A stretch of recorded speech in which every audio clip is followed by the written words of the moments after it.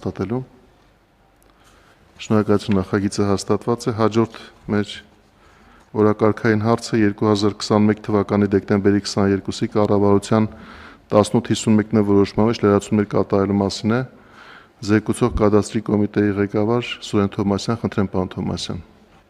Շնորհակալություն, հարգելի պարոն փոխվարչապետ, հարգելի գործընկերներ, Ձեր քննարկման եմ ներկայացնում համապատասխան կառավարության որոշման մեջ փոփոխություններ կատարելու նախագիծը եւ թույլ տվեք բովանդակային ներկայացնել, թե ինչ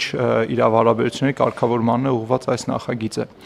Ժամանակակից աշխարհում անշարժ գույքի շուկայի զարգացումը համարվում է յուրաքանչյուր պետության տնտեսության կարևորագույն էլեմենտներից մեկը եւ աշխարհի տարբեր կենտրոններ ցուցաբերելով բազմաթիվ ճկունություններ, այդ թվում եւ քաղաքականությունների մշակման եւ համապատասխան գործարքների վավերացման ուղղված ճկուն գործիքակազմերի մշակման եւ ներդրման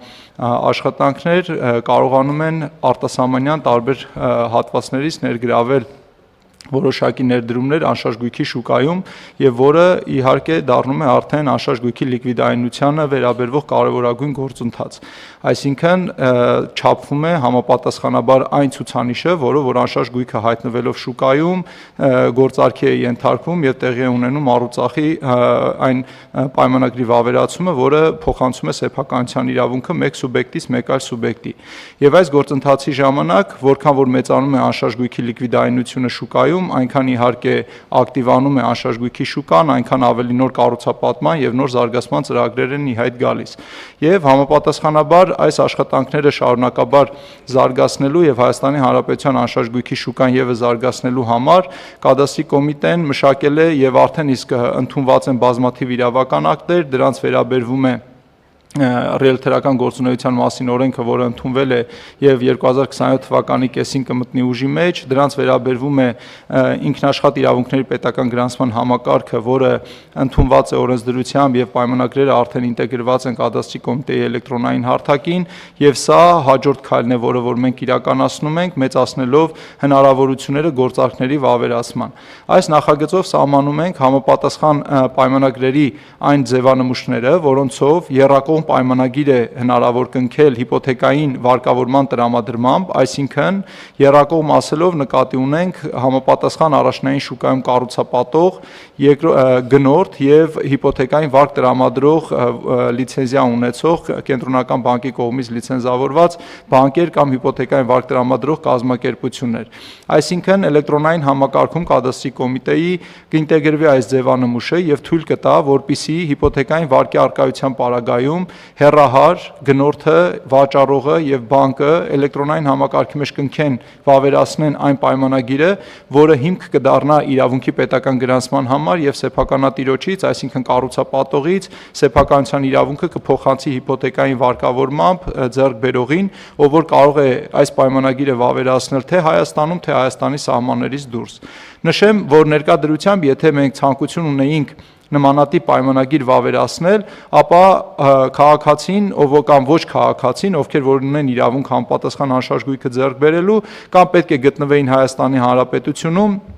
եւ ֆիզիկապես այցելեին նոտարին, կամ պետք է տրամադրեին լիազորագիր որևէ քաղաքացու կամ որևէ անձի, ով պետք է այցելել լիազորագիր, կամ եթե արտասահմանից էին ուղարկում այդ լիազորագիրը, ապա պետք է համապատասխան ընթացակարգերով անցներ, հաստատվեր այդ լիազորագիրը, նոր դրանից հետո տեղի ունենար այս գործարքը։ Այս պարագայում հաշվի առնելով, որ բանկը հիպոթեկային վարկը տրամադրելուց ստուգում է արդեն գնորդի բոլոր անհրաժեշտ պարամետրերը, ֆինանսական միջոցները, հիպոթեկային վարկի սպասարկման նրա հնարավորություններն ու կարողությունները, մենք ներ ենք դնում նոր ինստիտուտ, որով առանց նոտարական վավերացման եռակողմ այս պայմանագիրը էլեկտրոնային համակարգում կնքվելուց հետո բանկի կողմից կներկայացվի իրավունքի պետական գրանցման եւ սա հիմք կհանդիսանա, որպիսի գնորդը չայցելելով նոտար եւ համապատասխան լիազորագրերի այդ ընթացակարգը չապահովելով հնարավորություն ունենա հեռահար ձեռք բերել Հայաստանի Հանրապետությունում նոր կառուցվող շենքից անշարժ գույք կամ արդեն նոր կառուցվող շենքը, երբ որ ավարտական ստացել է շահագործման է, տվյալ շենքից անշարժ գույք։ Բովանդակային առումով նախագիծը սրա վերաբերյալ է։ Շնորհակալություն։ Շնորհակալություն պարոն Թովմասյան, ըստ էության երկու կետի վրա կցանկանայի ուշադրություն հրավիրել ձեր խոսքից ելնելով, որ առաջինը մենք ավելի ենք պարզեցնում ընթացակարգը, որովհետև հանում ենք նոտարի վավերացման պահանջը եւ երկրորդ, որ մենք ավելի շատ ենք վստահում թվային կամ թվայնացման միջավայրում կիրառվող տեխնոլոգիաներին, որովհետև այն ինչ որ դուք հիմա նկարագրում եք, գուցե մի քանի տարի առաջ հնարավոր չլիներ, որովհետև այն տեխնոլոգիաները, որոնք որ կապ էին հաստատում գործարքի կողմ հանդիսացող անձանց միջև, վստահության կարիք ունեն կամ վստահության բարձրացման կարիք ունեին, եւ այն աշխատանքը, որ շարունակում է իրականացնել կառավարությունը թվայնացման ուղղությամբ, այդ թվում նաև կադաստրի կոմիտեին օժտելով այնպիսի գործիքակազմով, որ թույլ է տալիս հավասարապես պաշտպանված մեխանիզմներով կապի մեջ գտնվել սուբյեկտների հետ, բանկային համակարգի մասնավոր հատվածը ներկայացնող սուբյեկտների հետ, դրա համար